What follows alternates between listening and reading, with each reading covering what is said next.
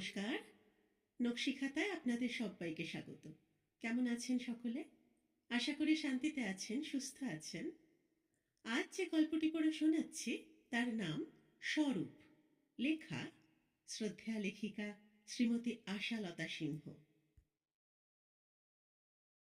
স্বামী এদিক ওদিক চাহিয়া অপ্রতিভ সুরে একটু যেন লজ্জিতের মতো স্ত্রীকে কহিলেন, আচ্ছা, এই মুরগির ডিমগুলো হেঁসেলে রাঁধানো বা টেবিল চেয়ারে খাওয়ার ব্যবস্থা, এগুলো দিন কতক যদি বন্ধই রাখো, ক্ষতি কি তাতে? মা এসেছেন, ওরা সেকেলে মানুষ, এসব দেখে বড় দুঃখ পান। অর্ধেক দিন হয়তো খাওয়াই হয় না। স্ত্রী বিস্মিত এবং উত্তপ্ত সুরে বলিলেন, বলো কি, তোমার মা যদি এখন 6 মাস এখানে থাকেন, 6 মাস আমি আমার ছেলে মেয়েদের পিঁড়ি পেতে কলা পাতায় হবিষ্যান্ন খাওয়াবো নাকি? অত আবদার আমার সয় না। তাছাড়া কিসের জন্য শুনি? নিজের বিবেক বলে, মনুষ্যত্ব বলেও কিছু আছে তো, যা আমি নিজে মানি না, যেসব কুসংস্কার অত্যন্ত ঘৃণা করি, কারো খাতিরে বা কাউকে খুশি করবার লোভে তা মেনে চলবার ভান আমার দ্বারা হবে না। ছেলে মেয়েদের সামনে হিপোক্রেসির এই জ্বলন্ত দৃষ্টান্ত আমি ধরতে পারবো না। স্বামী আর কিছু বলিতে সাহস না করিয়া সরিয়া পড়িলেন। স্ত্রী খানসামাকে ডাকিয়া হুকুম করিলেন, মোটরটা বার করতে বলো, আমি মিসেস মিত্রের ওখানে একবার যাব। শীতের হাওয়া পড়িয়াছে, কার্তিকের শেষ। সকালবেলায় গৃহস্বামীর নিঃশ্বাস ফেলিবার অবকাশ নাই। নিজের কনসাল্টিং রুমে রোগীর ভিড় জমিতে শুরু করিয়াছে। ডাক্তার কে কে বসুর পসার অসম্ভব। তাহার নাম জানে না এ অঞ্চলে এমন কেহই নেই। মডার্ন গৃহস্থালির আধুনিক গৃহস্বামী। কর্তব্যে বা চালচলনে তাহার স্ত্রীও এতদিন তাহাকে কখনো এতটুকু দোষ দিতে পারেন নাই। হঠাৎ আজই কেন জানি না এমন ভয়ানক অন্যায় অনুরোধ তিনি তাহার স্ত্রীকে করিয়া বসিলেন। এই অন্যায়ের মূলে সেন্টিমেন্ট বলিয়া একটা পদার্থ বড় অধিক মাত্রায় আছে। তাহার স্ত্রী তরলা মোটরে মিসেস মিত্রের গৃহে রিটার্ন ভিজিট দিতে বাহির হইয়া পথে সেই সেন্টিমেন্টের বিশ্লেষণ করিতে করিতে চলিলেন। মা আসিয়াছেন বড় সুখের কথা, বেশ তো, 1 সপ্তাহ থাকুন, 2-5খান ধর্মমূলক নাটক দেখুন, গঙ্গা স্নান করুন, না হয় তাহাকে মোটরে করিয়া বালির ব্রিজ কি দক্ষিণেশ্বরের মন্দির দেখাইয়া আনা হোক। প্রায় গোটা একদিন মোটরটা আর অন্য কোনো কাজে পাওয়া যাইবে না। তা না যাক, তরলার তাহাতেও আপত্তি নাই। কিন্তু এ কি, প্রায় মাস দেড়েক হইতে চলিল, তাহার কলিকাতা ছাড়িয়া যাইবার নামটি নাই। সেদিন তাহার খাস ঝি গেঁদির কাছে তরলা শুনিতেছিল, মা নাকি এবার বরাবর এখানেই থাকিবেন। এতদিন তরলার শ্বশুর বাঁচিয়াছিলেন, শেষ বয়স পর্যন্ত সরকারি কার্যে মোটা পেনশন পাইয়াছেন। তাছাড়া নেটিভ স্টেটে দেওয়ানের কাজ করিতেন কুমিল্লার ওদিকে, শাশুড়ি সেইখানেই থাকিতেন। মাস 6 হইল তাহার মৃত্যু হইয়াছে। সেই প্রকাণ্ড বাড়িতে রাজোচিত সমারোহে তিনি স্বামীর সঙ্গে থাকিতেন। এখন দীপ নিবিয়াছে, নাট্যশালার দীপ্তি চিরনির্বাপিত। শূন্য গৃহে একা তিনি টিকিতে পারেন নাই, তাই একমাত্র ছেলের কাছে কলিকাতায় চলিয়া আসিয়াছেন। আরেকটি মেয়ে আছে, তাহারও এই কলিকাতাতেই বিবাহ হইয়াছে। ভয় তরলার তাই এইখানে। শেষ অবধি বুড়ি যদি কলিকাতাতেই থাকা মনস্থ করে, তাহা হইলেই সর্বনাশ। ঘরকন্যার মাঝখানে এই একটা বিরোধী বিষদৃশ বস্তু লইয়া তরলা দিন কাটাইবে কেমন করিয়া? প্রতিদিন প্রতি রাত্রি তাহার দুর্বিষহ হইয়া উঠিবে না? মিসেস মিত্রের গৃহদ্বারে গাড়ি দাঁড়াইল। মিসেস তোটেনি মিত্র তখন কোথাও যাইবার জন্য একেবারে প্রস্তুত হইয়া বাহিরের কক্ষে বসিয়াছিলেন। তরলাকে দেখিয়া ঈষৎ অনুযোগের সুরে কহিলেন, আজ যে আমাদের মিটিংয়ে যাবার কথা, এত দেরি কেন? সমস্তই ভুলে বসেছিলে বুঝি? তোমার জন্য অপেক্ষা করে আমি শেষে একাই যাচ্ছিলাম। দায়িত্বজ্ঞান তোমাদের বড় কম। তরলা নির্জীবের মতো একটা চেয়ারে বসিয়া পড়িয়া কহিল, মনে সবই ছিল তটিনিদি, কিন্তু বাড়িতে এখন যে অশান্তি চলছে তাতে মাথা ঠান্ডা করে রাখাই দায়। Most disgusting affair. তোমাকে আর বলবো কি, অশান্তিতে জীবন জর্জরিত। সকালবেলাকার ঘটনাটা ডালপালা লাগাইয়া তরলা বলিতে শুরু করিল। তটিনী উৎসাহদীপ্ত কণ্ঠে কহিলেন, মিস্টার বসুকে তুমি ঠিক জবাবই দিয়েছ। আর যাই করো, ভিতরে একরকম বাইরে একরকম ব্যবহার করে ছেলেদের সামনে হিপোক্রেসির জ্বলন্ত দৃষ্টান্ত তুমি ধরতে পারবে না, অন নো অ্যাকাউন্ট। চাকর আসিয়া খবর দিল, মা, গাড়ি নিয়ে বাবু বেরিয়েছেন, তবে এখনই আসবেন, বেশি দেরি হবে না, মিনিট 10। তরলা কহিল, তটিনিদি, তাহলে আমাদের গাড়িটি ফেরত দিন, ছেলেদের আবার স্কুল আছে। ওর গাড়িটি উনি তো সর্বদাই নিয়ে রোগীর বাড়ি ঘুরছেন, অন্য কাজে বড় একটা পাওয়া যায় না।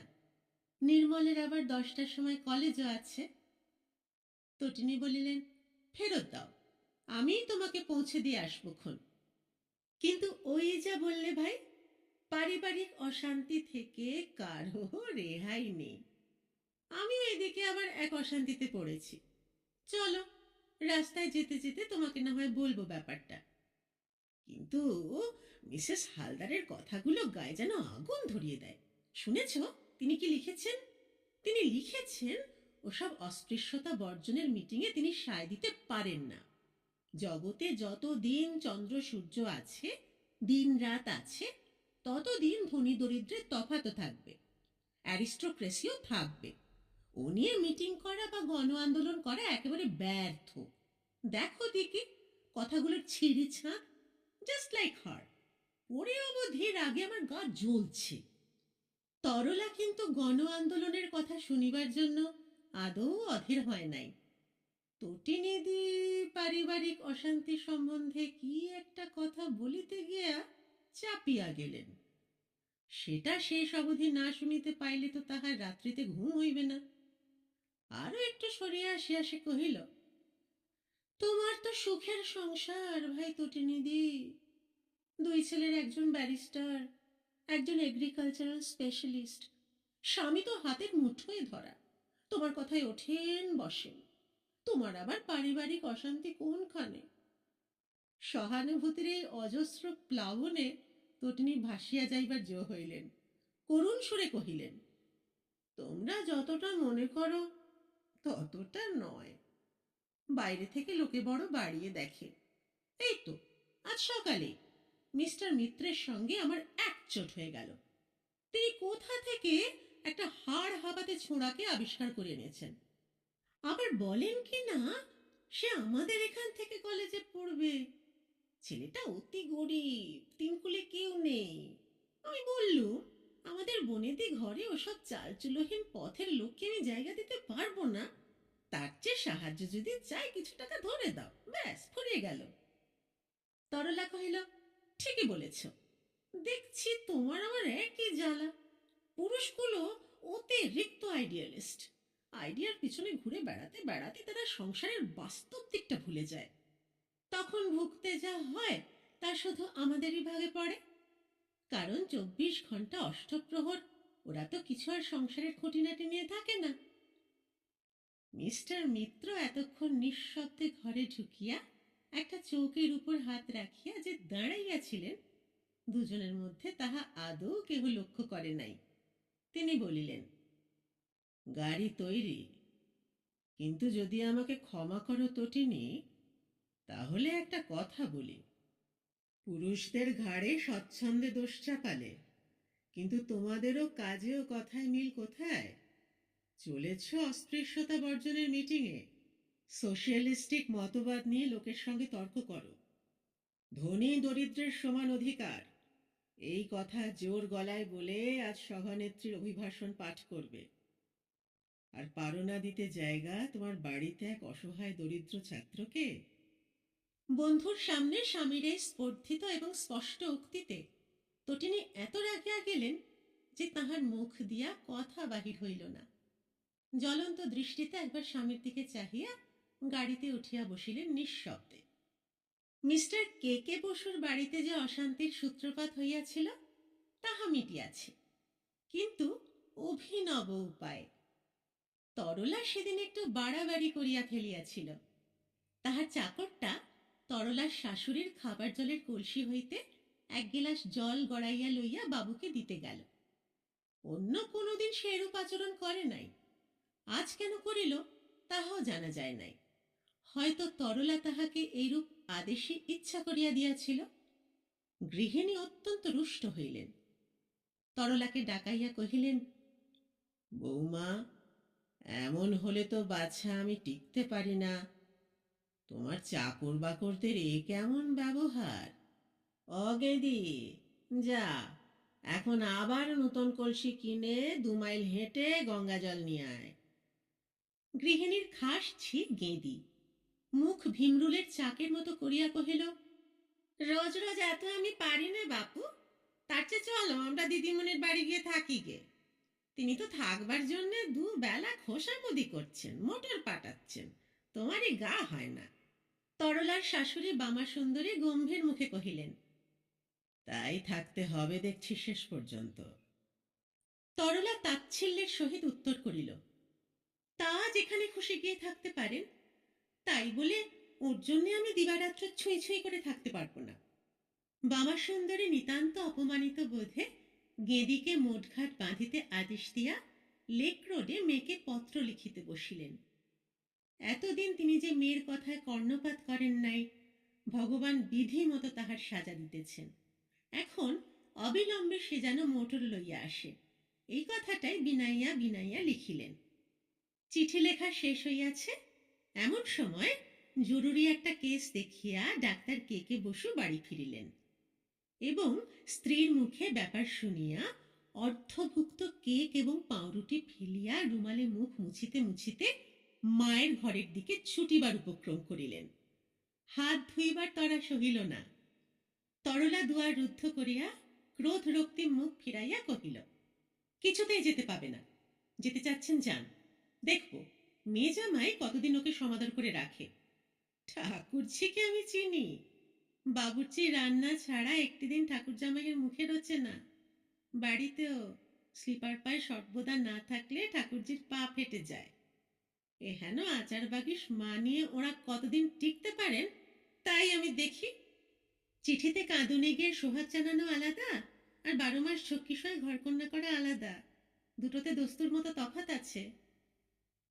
করুণাকান্তি বাবু বাধা পাইয়া হতাশ হইয়া চেয়ারে বসিয়া পড়িলেন।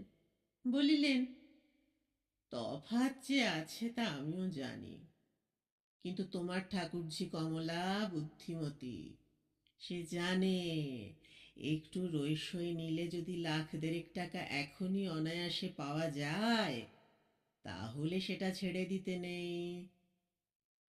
তরলা অবাক হইয়া কহিল, 1,50,000 হঠাৎ কোথা থেকে পাবে? তোমার মাথা খারাপ হয়েছে নাকি? করুণাবাবু কহিলেন, মাথা খারাপ কেন হবে? কেন, তুমি কি বাবার উইলের কথা শোনোনি? তিনি উইলে লিখেছেন, আমার স্ত্রী স্বধর্ম নিষ্ঠাবতী, শুচিপরায়ণা, নিরীহ প্রকৃতির। তাহার একমাত্র পুত্র এবং কন্যা সেরূপ নয়। তাহাদের গৃহস্থালিতে তাহার শান্তিতে বসবাস করিবার সম্ভাবনা নাই।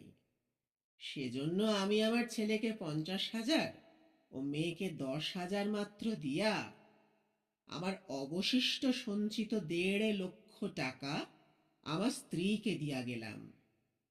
ওই টাকায় তাঁর সম্পূর্ণ অধিকার।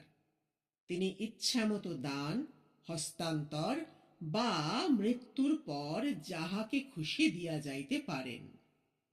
তরলা চোখ কপালে তুলিয়া কহিল, বলো কি? এই কথা তো আমি জানতুম না।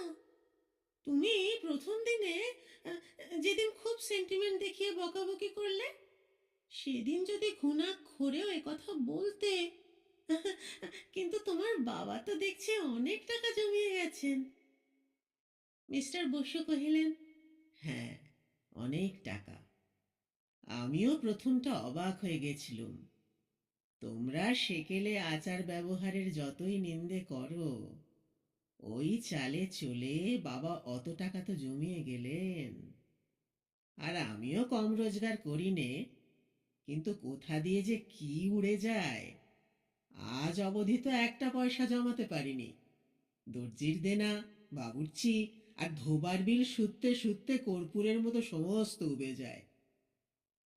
তবে বাবা একটা ভুল করেছেন, মেয়ে মানুষে অবলম্বন ছাড়া থাকতে পারে না। মা বিধর্মী ছেলে বা ম্লেচ্ছ আচার ব্যবহারে অভ্যস্ত মেয়ের বাড়িতে বরঞ্চ পরাধীন হয়ে বাস করবেন, তবুও আলাদা থাকতে পারবেন না, যত টাকাই তার হাতে থাকুক। তরলা মাথায় একটু ঘোমটার মতো দিয়া চুলটা একটু ঠিক করিয়া লইয়া কহিল, যাই, মাকে আটকাই গে। সত্যি তো, উপযুক্ত ছেলে থাকতে মেয়ে জামাইয়ের বাড়ি বাস করতে যাবেন কোন দুঃখে? এসব কিছুই হতে পারতো না, তুমি যদি আগাগোড়া সব কথা প্রথম থেকে আমায় খুলে বলতে। ভগবান তোমাকে কবে যে বুদ্ধি দেবেন জানি না, আমি বলে তাই কোনো রকমে চালিয়ে নিচ্ছি, নইলে কি যে হতো ভাবতেও আমার ভয় করে। গল্পটি শেষ হলো। ছোট্ট মিষ্টি একটি গল্প, আবার এমন ঘটনা যে ঘটেও না, তাই বা কি করে বলি। কেমন লাগলো জানাবেন। সকলে খুব ভালো থাকুন, আনন্দে থাকুন, সুস্থ থাকুন, পরিবারকে নিয়ে শান্তিতে থাকুন। শিগগির দেখা হচ্ছে আরেকটি গল্প নিয়ে। যদি ভালো লাগে, চ্যানেলটি সাবস্ক্রাইব করে আমার পাশে থাকবেন, নকশি খাতাকে আপনার নিজের করে নেবেন। আজ আসি।